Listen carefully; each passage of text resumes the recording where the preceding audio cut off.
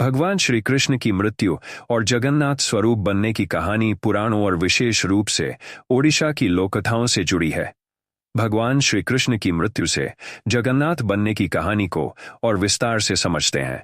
महाभारत युद्ध के बाद भगवान श्री कृष्ण ने यदुवंशियों को द्वारका में शांति से रहने की सलाह दी थी, लेकिन एक समय ऐसा आया जब यदुवंशियों में भी आपसी संघर्ष और विनाश का दौर शुरू हो गया। यह विनाश भगवान श्री कृष्ण की लीला का ही एक भाग था। द्वारका नगरी धीरे धीरे समुद्र में डूबने लगी। इस घटना को श्री कृष्ण ने नियति का हिस्सा मानकर स्वीकार किया और अपने जीवन के अंतिम क्षण जंगल में बिताने का निर्णय लिया।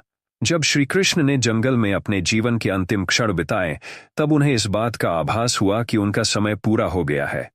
वे एक पेड़ के नीचे ध्यानमग्न होकर बैठ गए। इसी समय शिकारी जरा ने गलती से उनके पैर में तीर मार दिया, जिसे उसने हिरण समझा था। तीर उनके पैर के तलवे में लगा, जहां भगवान राम के समय के वज्रनाभ का निशान था। श्री कृष्ण ने जरा को क्षमा कर दिया और अपने पूर्व कर्मों को स्मरण करते हुए अपना शरीर त्याग दिया। उनके शरीर का अंतिम संस्कार यमुना के किनारे किया गया, लेकिन उनकी आत्मा अमर है और उनके शरीर का कुछ हिस्सा आग में भस्म नहीं होता। कहा जाता है कि श्री कृष्ण के शरीर का कुछ हिस्सा हृदय जला नहीं और वह दिव्य रूप में परिवर्तित हो गया।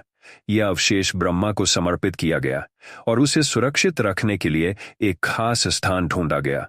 यह अवशेष दिव्य माना गया और इसे भगवान विष्णु के रूप में प्रतिष्ठित करने का निश्चय किया गया। श्री कृष्ण की मृत्यु के समय ओडिशा में राजा इंद्रद्युम्न का शासन था। उन्हें स्वप्न में भगवान विष्णु ने दर्शन देकर बताया कि श्री कृष्ण के दिव्य अवशेष समुद्र तट पर मिलेंगे। भगवान विष्णु ने उन्हें आदेश दिया कि इन अवशेषों से जगन्नाथ, बलभद्र और सुभद्रा की मूर्तियां बनाई जाएं। राजा इंद्रद्युम्न ने समुद्र किनारे जाकर अवशेष ढूंढने का कार्य शुरू किया और कठोर तपस्या की। राजा इंद्रद्युम्न समुद्र किनारे जाते हैं और श्री कृष्ण के अवशेष पाते हैं।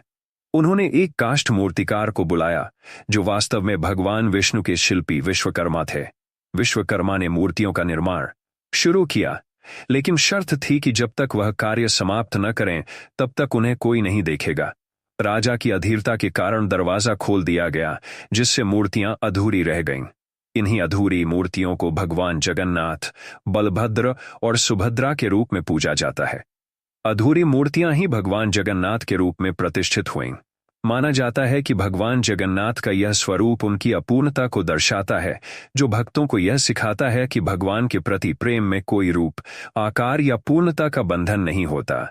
जगन्नाथ का यह स्वरूप ओडिशा के पुरी में स्थापित किया गया और तभी से यह स्थान भक्ति का प्रमुख केंद्र बन गया। भगवान जगन्नाथ की मूर्तियां हर वर्ष पुरी में रथ यात्रा के दौरान भव्य रथों पर विराजमान होती हैं। लाखों भक्त इस यात्रा में भाग लेते हैं, जो भगवान जगन्नाथ के दिव्य अवतार और उनकी लीला को जीवंत करता है। यह रथ यात्रा इस बात का प्रतीक है कि भगवान जगन्नाथ स्वयं भक्तों के बीच आते हैं और उन्हें आशीर्वाद प्रदान करते हैं। भगवान श्री कृष्ण से जगन्नाथ बनने की यह कहानी आध्यात्मिकता, भक्ति और भव्यता से भरी हुई है। यह दिखाती है कि भगवान हर रूप में पूजनीय है, चाहे वह पूर्ण रूप में हो या अपूर्ण। उनका प्रेम, करुणा और शक्ति उनके भक्तों को हमेशा प्रेरित करती है। कमेंट में जय श्री कृष्ण लिखें, चैनल को सब्सक्राइब करें।